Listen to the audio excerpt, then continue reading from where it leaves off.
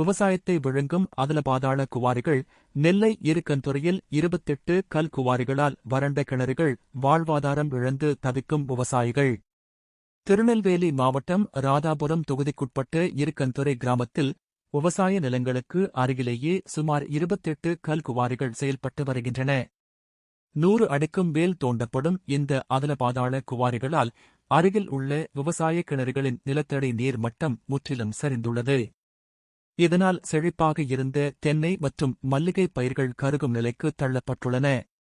பலமுறை ஆழ்துளை கிணறுகள் அமைத்தும் தண்ணீர் கிடைக்காமல் தோல்வியுற்ற விவசாயிகள் இன்று பிழைப்புக்காக கூலி வேலைக்குச் செல்லும் அவலநிலை ஏற்பட்டுள்ளது. விளைநிலங்களை செவ்வாய் கிரகம் போல் மாற்றும் இந்த ஆக்கிரமிப்புகளை அரசு தடுத்து நிறுத்தி விவசாயத்தை காக்க வேண்டும் என பொதுமக்கள் கோரிக்கை விடுத்துள்ளனர். விவசாய நிலத்தின் மிக அருகிலேயே கல்குவாரிகள் செயல்பட்டு வருகின்றன.